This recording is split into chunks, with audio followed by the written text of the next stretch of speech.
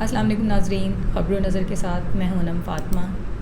پاکستان کی سیاسی صورتحال پہ تھوڑی سی نظر ڈالتے ہیں۔ زیادہ جو بڑی خبریں وہ یہ ہے کہ ایک تو یہ کہ آج سیکرٹری الیکشن کمیشن جو ہیں ظفر اقبال صاحب، انہوں نے یہ کہہ دیا ہے کہ 12 اگست کو اگر اسمبلی تحریر ہوئی تو پھر 11 اکتوبر سے پہلے الیکشن ہم کرا دیں گے، یعنی 3 مہینے کے اندر اندر وہ الیکشن کروا دیں گے۔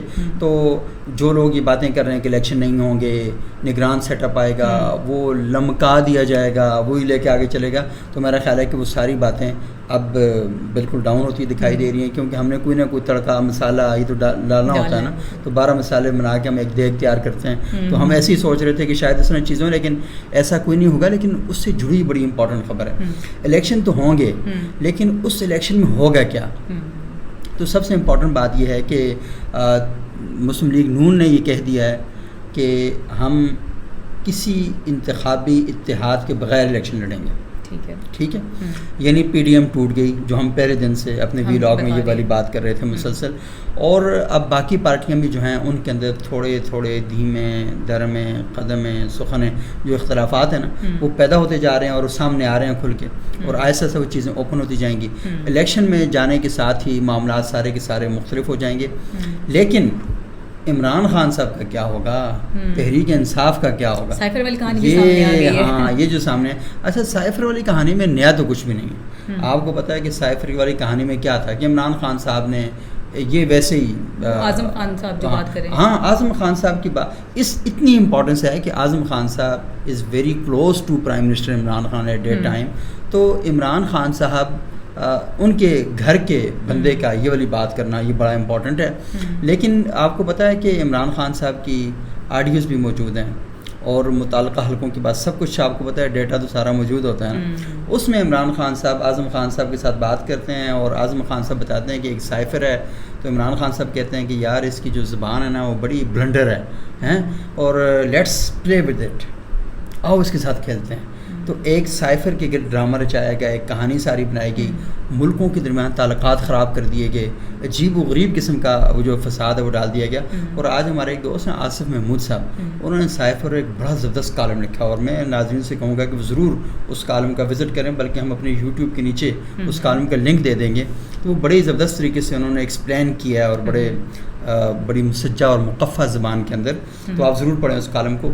تو یہ جو انہوں نے کہا تھا، کیونکہ اس کی آڈیوز وغیرہ موجود ہیں، اور اعظم خان صاحب کہیں نہ کہیں، مجھے بتائیں اصل بات اس وقت ہوگی نا جب خان صاحب کی اپنی آڈیوز آئیں گی جس میں ساری باتیں کر رہے ہوں گے، تو پھر کیا ہوگا؟ تو پھر یہ ہوگا کہ عمران خان صاحب کہیں گے یہ میں نے کہا ہے یا نہیں کہا۔ اگر کہا ہے تو پھر پھنستے ہیں، پھر سوالات اور پھر مطلب ہے کہ سائفر کو سیاسی مقاصد کے لیے استعمال کرنے پر 14 سال سزا ہو سکتی ہے۔ اور آپ کو پتہ ہے خان صاحب کو سزائیں 2 اور بھی تیار ہیں، توشہ خانہ کیس والی اور عبدالقادر ٹرسٹ والی بھی، تو وہ 2 بھی ہیں، تیسری اوپر سے یہ بھی ہوگی۔ اور یہ جو سزا ہوگی نا توشہ خانہ والی تو شاید کسی حد تک قابل قبول ہو جائے، لوگ کہیں کہ چلو ٹھیک ہے جی خان صاحب نے کیا ہے لیکن نہیں کرنا چاہیے تھا، یہ وہ اخلاقیات سے جڑے ہوئے مسئلے، وہاں کرپشن کا، یہاں تو غداری کا مسئلہ بن جاتا ہے نا کہ آپ نے ایک چیز کو اپنے مخصوص عزائم کے لیے اور مقاصد کے لیے استعمال کیا، پولیٹیکل انٹرسٹ، ہاں یہ جو ہے یہ زیادہ جو چیزیں ہیں یہ وہاں پر کریٹ ہو جائیں گی۔ تو سائفر کے اصل میں جو کہانی ہے نا، کیونکہ خان صاحب تو بعد میں خود بھی کہہ چکے ہیں کہ امریکہ کے ساتھ نے معاملات طے کر لیے، لوگوں سے ملاقاتیں وغیرہ ہو گئیں، انہوں نے کہا یہ سائفر کی جو کہانی تھی ٹھیک نہیں تھی، اور شاید خان صاحب کچھ دنوں بعد آ جائیں، قوم سے خطاب کریں، بڑا معصوم سے، یہ جو میرے ارد گرد لوگ تھے انہوں نے مجھے کہا تھا کہ سائفر سے کھیلو، خان صاحب یہ کرنا چاہیے، اور مجھے تو سمجھ ہی نہیں آئی تھی، میں تو ٹی وی کے ذریعے دیکھ رہا تھا یہ ساری چیزیں کیا ہو رہی ہیں۔ تو اس طرح کر کے نا وہ، کیونکہ وہ کہتے ہیں یو ٹرن لینا ہے کہ عظیم آدمی کی علامت ہوتی ہے، تو شاید وہ دوبارہ سے عظیم آدمی بن جائیں یو ٹرن لے کے، تو اس طرح کی صورتحال جو ہے وہ پیدا ہو سکتی ہے۔ لیکن ملکی مقاصد جو ہیں مفاد و ساتھ کھیلنا جو ہے وہ کوئی مناسب بات نہیں ہے۔ سویڈن میں ایک بار پھر قرآن پاک کی بے حرمتی کی گئی ہے، بہت ہی افسوسناک واقعہ ہے۔ اور اصل میں دیکھیں ہوا کیا، پہلے عید کے روز یہ جو عراقی ہے جو ایکس مسلم ہے اس نے یہ کارروائی کی، اور پھر اس کے بعد ہم نے دیکھا کہ عید کے بعد لوگوں نے احتجاج کیا پوری دنیا میں، اور سویڈن میں پہلے وہ پولیس کے پاس گیا تو پولیس نے کہا کہ پرابلم ہو سکتا ہے، تو انہوں نے کہا کہ عدالت میں جاؤ، تو عدالت نے آرڈر جاری کیا کہ یہاں پہ فریڈم آف ایکسپریشن ہے، تو فریڈم آف ایکسپریشن ہماری ایک بنیادی قدر ہے، اس بنیادی قدر کے تحت ہم آپ کو پرمیشن دیتے ہیں، تو اس نے جا کر اس بنیادی قدر کا استعمال کیا۔ لیکن اس کے بعد پھر احمد اللوش ایک نوجوان ہے سویڈن کا، مسلمان ہے، اس نے جا کر کہا پولیس کو کہ میں بھی بائبل کو اور توریت جو یہودیوں کی مقدس کتاب ہے اور مسلمانوں کی مقدس مسیحوں کی مقدس کتاب ہے اسے جلانا چاہتا ہوں. تو وہ جلانے کے لیے اس نے ایک تاریخ تعین کیا. پولیس نے اسے بھی اجازت دی اور کورٹ نے بھی اسے اجازت دی. تو وہ مقررہ تاریخ پر گیا، پولیس کسٹڈی تھی ساری وہاں پر موجود تھی، اس کے ہاتھ میں لائٹر تھا، دوسرے ہاتھ میں انجیل اور توریت موجود تھی، اور وہ جا کے کھڑا ہوا. پوری دنیا کا میڈیا اسے کور کرنے کے لیے آیا. اور ہم نے جب یہ خبر آئی نا کہ احمد الوش یہ کام کرنے جا رہا، ہم نے کہا مسلمان کوئی ایسا کام کر ہی نہیں سکتا. اس نے ایسے لائٹر رکھا ہوا اور ایسے کتاب رکھی ہوئی جی. تو اس نے بجائے اس طرح کرنے کے لائٹر نیچے پھینک دیا، اس کے اوپر اپنا پاؤں رکھ دیا.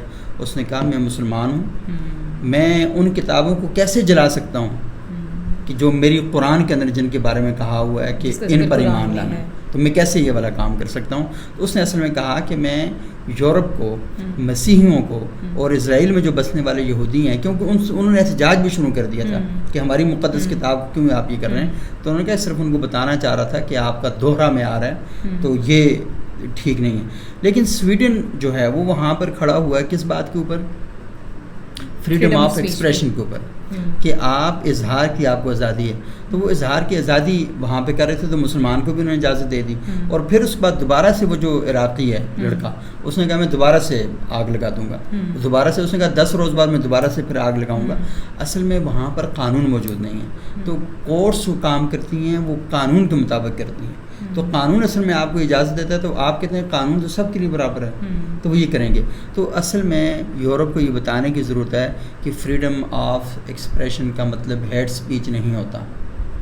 آپ یہ کہتے ہیں کہ نفرت انگیز زبان، نفرت انگیز بیانیاں یہ درست نہیں ہیں. تو جس کی وجہ سے پوری دنیا میں لوگوں کی دل آزاری ہو رہی ہے، تو وہ کیسے ہیٹ سپیچ میں شمار نہیں ہوتا. تو یہاں پر ہماری مسلم ورلڈ کی کہیں نہ کہیں کمزوری ہے کہ وہ ہم مغرب کو یہ بات باور کرانے میں ناکام ہو چکے ہیں کہ ہیٹ سپیچ کو فریڈم آف ایکسپریشن کے تحت اس کو وہ نہیں سپورٹ کیا جا سکتا. تو مجھے لگتا ہے کہ انشاءاللہ بہت جلدی سویڈن کے اندر بھی اور وہاں پر بھی، کیونکہ اب تو مسیحی بھی آ گئے ہیں اور یہودی بھی آ گئے ہیں، انہوں نے کہا کہ یہ جو سلسلہ شروع کیا گیا یہ درست نہیں ہے. لیکن پوری دنیا میں ایک بڑی زبردست طریقے سے کمپین چلائی جا رہی ہے کہ دنیا میں بسنے والے لوگوں کو اقدار سے محروم کیا جائے، اقدار پر مبنی معاشرہ نہ ہو اور ایک ایسی ویلیوز پر معاشرہ ہو کہ جس کا جی چاہے وہ اپنی مرضی کرتا پھرے. یعنی ملک کے قانون کا احترام کریں، اخلاقیات نام کی کوئی چیز نہیں ہونی چاہیے. تو جب آپ معاشرے کو اخلاقیات کے بغیر چلانا شروع کر دیں گے تو پھر کیا ہوگا؟ تو اس کا نتیجہ یہ ہے کہ وہ چیزیں جو اخلاقیات کی تعلیم دیتی ہیں ان کو متنازع بنا دیا جائے. قرآن کو متنازع کر دو، انجیل کو متنازع کر دو، توریت کو متنازع کر دو، پھر اس کا سلسلہ انبیاء کو متنازع کر دو، پھر صحابہ اکرام اور اہل بیت کو متنازع کر دو، پھر ہماری جو تاریخی شخصیات ہیں ان کو متنازع کر دو. تو یہ کمپین پاکستان کے اندر بھی چل رہی ہے. آپ یہ دیکھ لیں کہ ہماری جو مقدس شخصیات ہیں جن کا ہم بڑا احترام کرتے ہیں، مقدس سے مراد یہ ہے کہ وہ انسان ہیں، تو لیکن یہ نا کہ ان کی نیتوں مطلب انہوں نے اپنے دور میں بڑے زبردست قسم کے کام کیے تو ان سب کو کنٹروورشل کر دیا گیا. پھر ہماری وہ شخصیات جنہوں نے پاکستان بنایا ان کو بھی متنازع کرنے کی کوششیں ہو رہی ہیں. تو ہماری سوسائٹی کو ایک طرح سے اقدار سے ہٹی ہوئی، اقدار کی باغی معاشرہ جو ہے نا وہ کرنے کی کوشش کی جا رہی ہے. اور یہ ٹرائی کیا جا رہا ہے کہ ہم ایک ایسا معاشرہ تخلیق کر سکیں کہ جہاں پر ماں باپ کا کوئی احترام نہ ہو، ویلیو سسٹم ہی کیوں نہ ہو، جنسی بیراروی کا شکار معاشرہ ہو. تو اس طرح کی کوششیں جو ہیں وہ کی جا رہی ہیں. لیکن میرا خیال یہ ہے کہ یہ کوئی کامیاب ہونے والی چیز نہیں ہے اور نہ یہ ماڈل کامیاب ہو سکتا ہے. یونائٹڈ نیشن نے بھی ایک ریزولوشن پاس کیا تھا اسی کے اوپر، اس کو پھر ویسٹرن کنٹریز نے اپوز کر دیا. تو ایک انٹرنیشنل باڈی بھی اس چیز کو سالو نہیں کر پا رہی. تو آپ کیا سمجھتے ہیں اس چیز کو کیسے ریزالو کیا جا سکتا ہے؟ اچھا دیکھیں، کیونکہ آپ کو یہ کرنا پڑے گا. اگر آپ نہیں کریں گے تو اس کا تو پھر ایک اور مطلب ہے نا کہ یہ اصل میں جب اس طرح کے واقعات ہوتے ہیں ان واقعات کے بعد مسلمان مشتعل ہوتے ہیں. جب مسلمان مشتعل ہوتے ہیں مظاہرے کرتے ہیں، پھر کچھ زیادہ جذباتی مسلمان ہوتے ہیں، وہ القاعدہ، داعش، لشکر جنگی، سپاہ محمد، اس ٹائپ تنظیمیں جو ہیں وہ کریٹ کر لیتے ہیں. اور پھر سارا مغرب کہتا ہے کہ اسلام از جہادی، مسلمان ٹیررسٹ یہ وہ سارا کچھ کرتا ہے. تو یہ اصل میں ان کے ایجنڈے کا ایک طرح سے حصہ بن جاتا ہے, کیونکہ شہریوں کا معاملہ تو ٹوٹلی مختلف ہے, لیکن ریاستوں کے معاملات جو ہیں بڑی پیچیدگیاں پائی جاتی ہیں. تو مجھے لگتا ہے کہ یہ اس کے ساتھ ملا کے تو پھر ہم جو بات کرتے ہیں کہ اسلامو فوبیا والی, وہ بات بالکل درست ہے, لیکن اسلامو فوبیا کو انہوں نے مانا ہوا ہے کہ 15 مارچ کو پوری دنیا میں اسلامو فوبیا جو ہے اس کو کاؤنٹر کرنے کے لیے پورا دن منایا جاتا ہے. لیکن اس موقع پر ہمیں کچھ لوگوں کو اپریشیٹ بھی کرنا چاہیے. مثال کے طور پر رشیا کے پریزیڈنٹ ولادیمیر پوٹن نے وہاں پر ایک مسجد میں گئے, قرآن کو اٹھایا, قرآن کو چوما. وہ مسلمان نہیں ہیں لیکن ثبوت دیا کہ نہیں یہ چیز نہیں چلے گی. پھر نیوزی لینڈ کی جو پرائم منسٹر تھی جسنڈرا, انہوں نے کیا کیا تھا, وہ مسجد میں گئیں, دہشت گردی کا واقعہ وہ انہوں جا کر کھڑی ہو گئیں, جا کے لوگوں کو بتانے کے لیے نماز ادا کی. سارے نیوزی لینڈ کے شہری اکٹھے, انہوں نے کہا نہیں ہماری سوسائٹی جو ہے وہ ڈائیورسٹی کو اپریشیٹ کرتی ہے, آپ لوگ یہاں پر آئیں. اور اس طرح کی ایکشن نے ریلیجیس ہارمونی کو پروموٹ کیا. ہاں, انہوں نے اس کو پروموٹ کیا.